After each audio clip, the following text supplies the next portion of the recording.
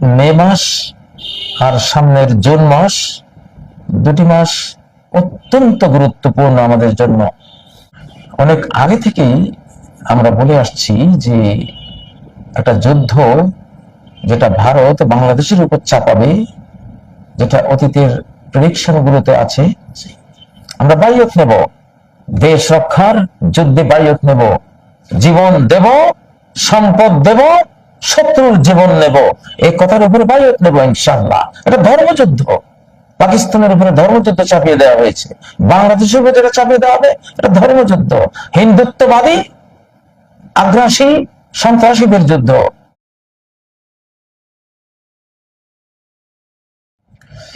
আসসালামু আলাইকুম ওয়া রাহমাতুল্লাহি ওয়া বারাকাতুহু। আলহামদুলিল্লাহি রাব্বিল আলামিন ওয়াসসালাতু ওয়াসসালামু আলা সাইয়্যিদিল মুরসালিন ওয়া আলা আলিহি ওয়া সাহবিহি আজমাইন, আম্মা বা'দ। প্রিয় দর্শক শ্রোতা ভাই বোনেরা, বাংলাদেশী বাংলা ভাষী ধর্মপ্রাণ বন্ধুরা, আশা করি আপনারা সকলে ভালো আছেন। আমাদের হাতে সময় খুবই কম। একটি শিরোনাম দেখতে পাচ্ছেন, পাক ভারত যুদ্ধ থামিয়ে তা ঘুরিয়ে দেওয়া হয়েছে বাংলাদেশের দিকে। ঘরে ঘরে প্রস্তুতি গ্রহণ করুন।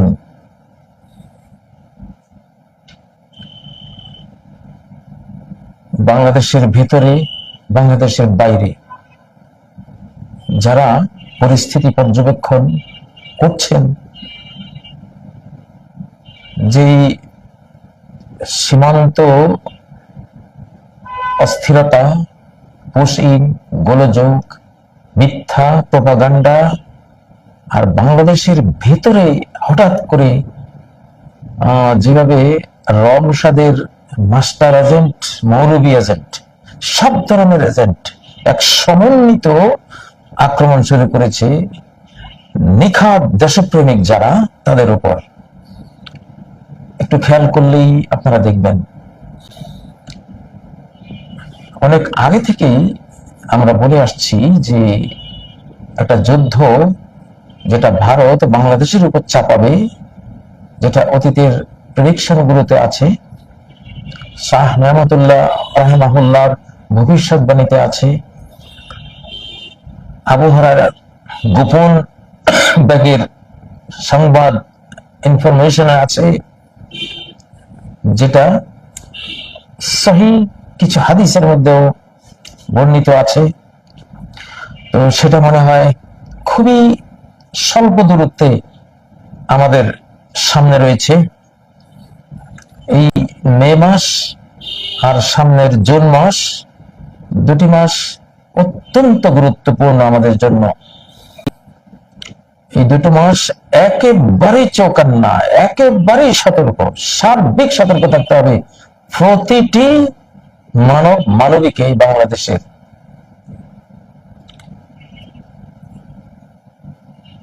শত্রুর সামনে দুর্বলতা শত্রুকে আক্রমণাত্মক করে তোলে। আমাদের বাংলাদেশের একটি ফোন কল মোদিকে পরাজিত হওয়ার পর, বাংলাদেশ থেকে পাত্তাই গুটিয়ে ভারতের পালিয়ে যাওয়ার পর, ফ্যাসিবাদীদের পালিয়ে যাওয়ার পর, বাংলাদেশের একটি ফোন কল সাহসী করে দিয়েছে। আমাদেরকে তারা দুর্বল ভেবে নিয়েছে। আমরা দুর্বল না, আমাদের কোনো ফোনের দরকার নেই তাদেরকে। আশিদ্দাউ আলাল কুফার, সূরা আল ফাতর 29 নম্বর আয়াত। সারা কোরআনে একটা কথা বলা হয়েছে, যারা অবিশ্বাসী, যারা স্রষ্টাকে স্বীকার করে না, মানে না, স্রষ্টার সামনে অবনত হয় না, তাদের সামনে তোমরা অবনত হয় না। তারা স্রষ্টার সামনে যেমন রুক্ষ, কর্কশ, কঠোর, তাদের সামনে তোমরা যতটুক পারো কঠোর থাকবে। এটাই তাদের কাছে তোমাদেরকে গ্রহণযোগ্য করে তুলবে, সম্মানের পাত্র করে তুলবে। যদি কোনো সম্মান পাও তাহলে রুদ্রমূর্তি ধরেই পাবে, দুর্বল হয়ে পাবে না। বাংলাদেশের কোন ফোন কল ভারতের কোন সরকারি কর্মকর্তা বা সরকার প্রধানের কাছে যাওয়ার কোনো দরকার নেই। আমি খুলে বললাম না, একটি ফোন কল যেটি আধ্যাত্মিক ওয়ার্ল্ডে এটাকে ধরা হয়েছে যে ওই ফোন কলে হেরে যাওয়া মোদি আবার জেকে বসেছে বাংলাদেশের উপর। কেন? কঠিন থাকুন। পাকিস্তানের কঠোরতা, রুদ্রতা, সাহসিকতা আপনারা দেখেছেন, ভারতকে কিভাবে পাত্তারি গুটিয়ে পালাতে বাধ্য করেছে। আমরা আগেই বুঝেছিলাম, খুব দৃঢ় বিশ্বাসে বলেছিলাম ভারত হেরে যাবেই ইনশাআল্লাহ, পাকিস্তান বিজয়ী হবে, কারণ এই শতাব্দী আমাদের হেরে যাবার নয়, আমাদের বিজয়ের। মুসলিম জাহান এখন একটি পরাশক্তি, 57 দেশ মিলে একটি মুসলিম যুক্তরাষ্ট্র হয়ে গেছে কোনো ঘোষণা ছাড়াই, আর কোনো অ্যালায়েন্স লাগবে না, এটা হয়ে আছে।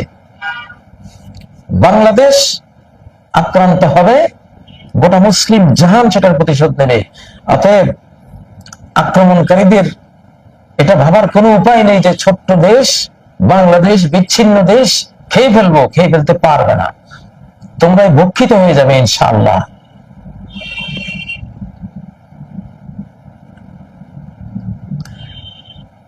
আমাদের রণপ্রস্তুতি এখন সময়ের ফরজ ফরজে আইন। প্রত্যেকটি মানুষের দুটো প্রস্তুতি নিতে হবে। সেটা আমি নাসাইর 3173 নম্বর হাদিস কি দিয়ে আপনাদেরকে বোঝাচ্ছি। আমরা বাইয়ত নেব, দেশ রক্ষার যুদ্ধে বাইয়ত নেব, জীবন দেব, সম্পদ দেব, শত্রুর জীবন নেব, এই কথার উপরে বাইয়ত নেব ইনশাআল্লাহ। এটা ধর্মযুদ্ধ। পাকিস্তানের উপরে ধর্মযুদ্ধ চাপিয়ে দেওয়া হয়েছে, বাংলাদেশের উপরে যেটা চাপিয়ে দেওয়া হবে এটা ধর্মযুদ্ধ, হিন্দুত্ববাদী আগ্রাসী সন্ত্রাসীদের যুদ্ধ। ওইদিকে ইহুদি সন্ত্রাসীরা যুদ্ধ চালিয়েছে গাজার উপর, তাদের সহযোগীরা, আবার এইদিকে হিন্দুত্ববাদী সন্ত্রাসীরা পাকিস্তানের উপর একটা আক্রমণ করেছে। এখন বাংলাদেশ তাদের আক্রমণের তুফের মুখে, তারা মনে করছে আমরা দুর্বল। আমরা দুর্বল না, এটা দুর্বলের বিজয়ের শতাব্দী, আমি বহুদিন থেকে বলে আসছি। আমাদের বায়তের প্রেরণা দেশ রক্ষার বায়ত। বায়ত মানে কি? আমি নিজেকে বিক্রি করে দিলাম আল্লাহর কাছে যে আমি এই মুসলিম মানচিত্র রক্ষার জন্য জীবন দেব, আমার অর্জিত সকল সম্পদ উজাড় করে দেব। 40 কোটি বাংলাদেশের দেশি বিদেশি যারা যেখানে আছি আমরা প্রত্যেককে প্রত্যয় নিতে হবে ইনশাআল্লাহ। আকাশ আমাদের সাথে আছেন, সৃষ্টিকর্তা আমাদের সাথে আছেন। পাকিস্তানকে আক্রমণ করে ভারত পরাজিত হয়ে টিকে আছে, অস্তিত্ব টিকে আছে, কিন্তু বাংলাদেশ আক্রমণ করে পরাস্ত হয়ে তার অস্তিত্ব হারাবে ইনশাআল্লাহ। এবং মুসলিমরাই আগামী ভারত পরিচালনা করবে, প্রেডিকশনে এটা আছে। অতএব তারা অন্যায়কারী, তারা আগ্রাসনকারী, তারা আগ্রাসন করছে, আগ্রাসন করবে। বাংলাদেশের ভিতরে বাইরের 10 নম্বর মহাবিপদ সিগন্যাল এখন চতুর্দিকে দেখতে পাচ্ছি আক্রমণের, সে প্রস্তুতি চলছে সর্বোচ্চ পর্যায়ে। সেজন্য আর ঘরে এখন চুপচাপ বসে থাকার কারো সুযোগ নেই। আমাদেরকে কে রক্ষা করবে? আল্লাহ রক্ষা করবেন। আর চেষ্টাটা আমাদের থাকতে হবে প্রত্যেকের, প্রত্যেক বাবা, প্রত্যেক ভাই, প্রত্যেক মা, প্রত্যেক বোন।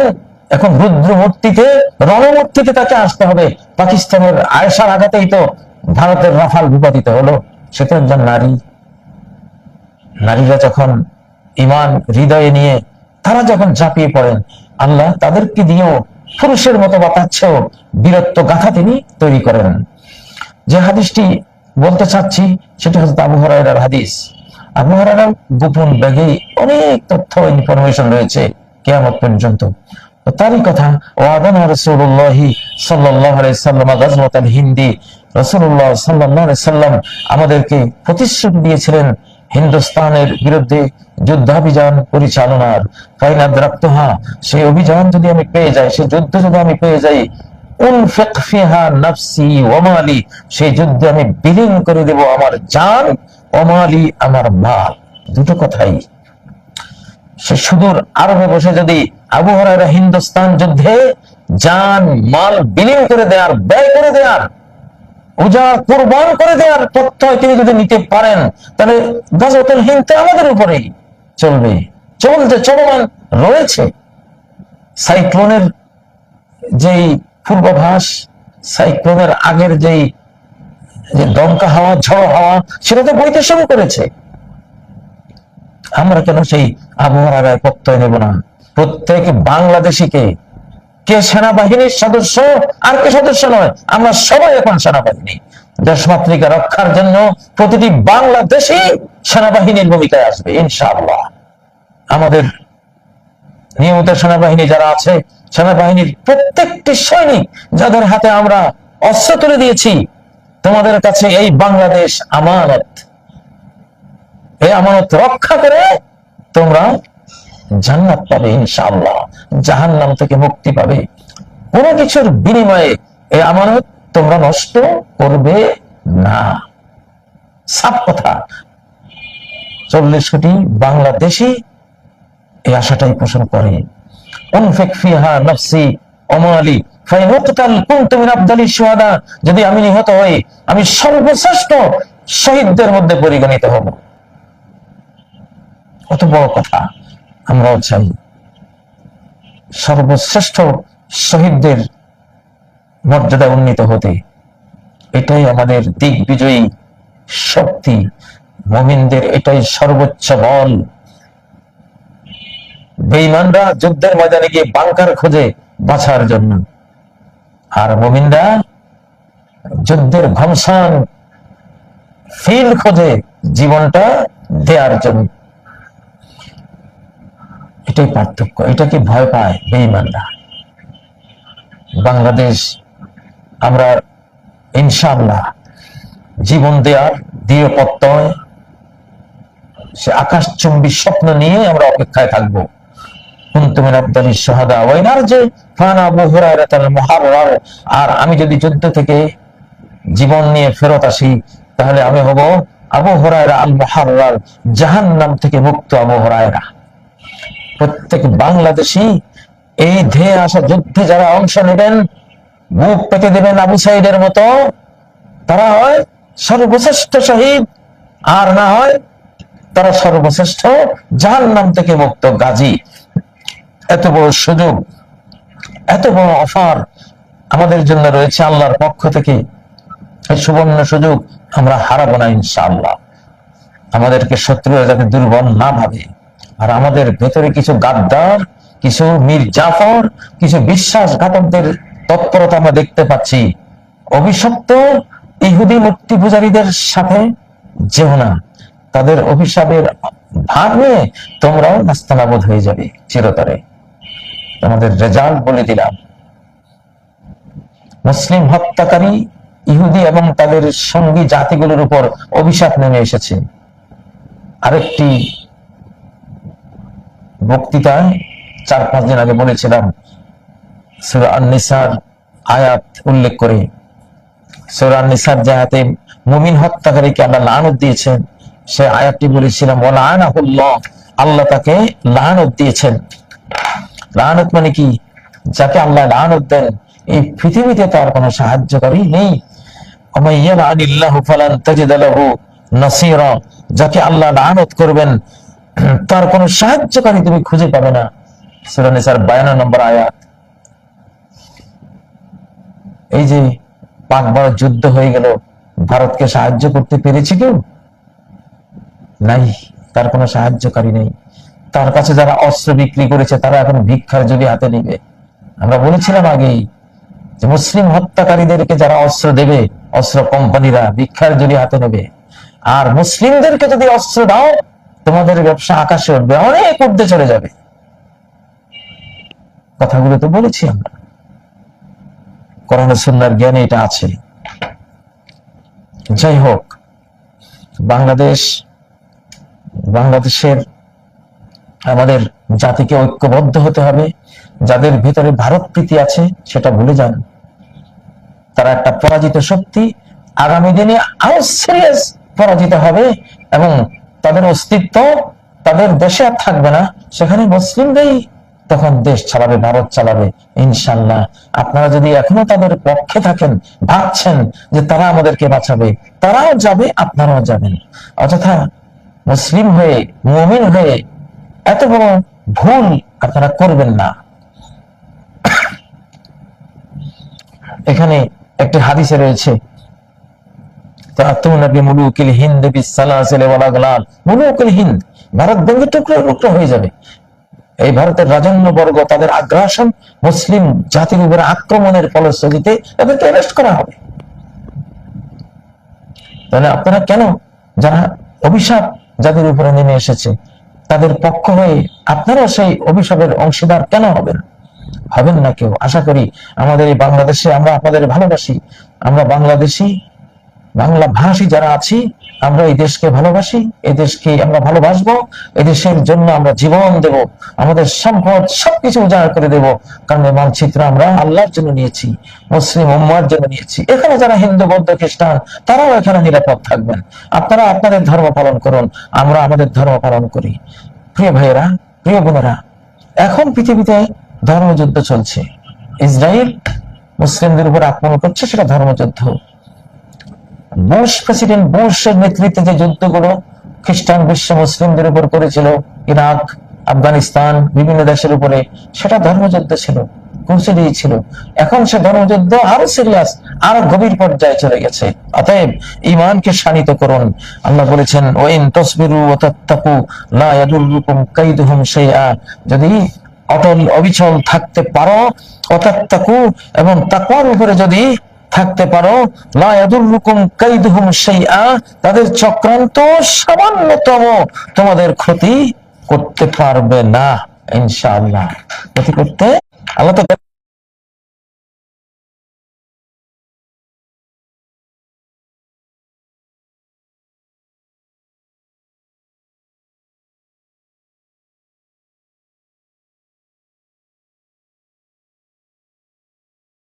আমরা পাবো।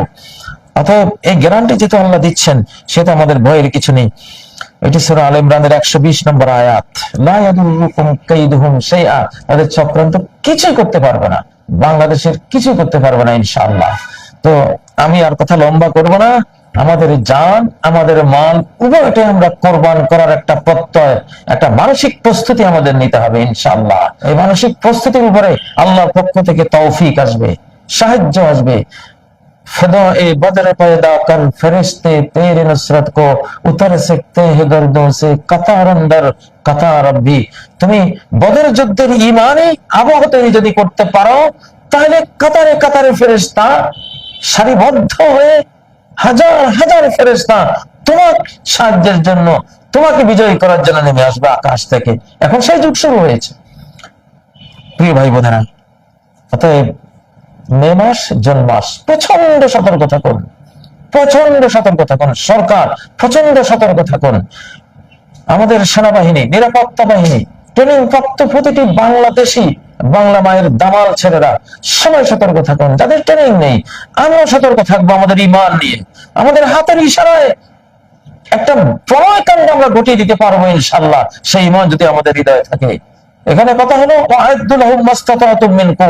তোমার যে সামর্থ্য আছে, শক্তি তুমি সঞ্চয় করে রাখো। যেটা আছে এক মুঠি বালি হলেও তুমি মারবে, ওটাই কাজ হবে ইনশাআল্লাহ। আল্লাহ তাআলা বাংলাদেশকে হেফাজত করুন, বাংলাদেশকে রক্ষা করুন, বাংলাদেশের সরকারকে শক্তিশালী করুন। আমরা সরকারের সাথে আছি, আমাদের দেশপ্রেমিক সেনাবাহিনীর সাথে আছি। দেশকে যারা ভালোবাসবেন, আমরা আল্লাহকে নিয়ে তাদের সাথে আছি। আমাদের হারার কোনো সম্ভাবনা নেই, হেরে যাবার কোনো সুযোগ নেই।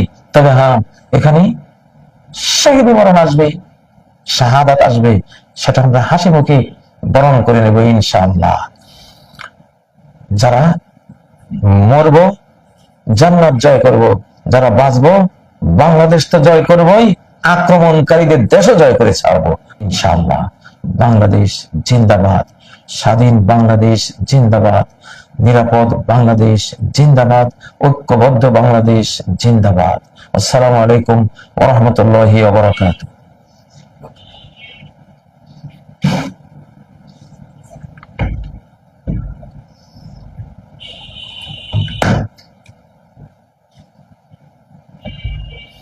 হ্যাঁ।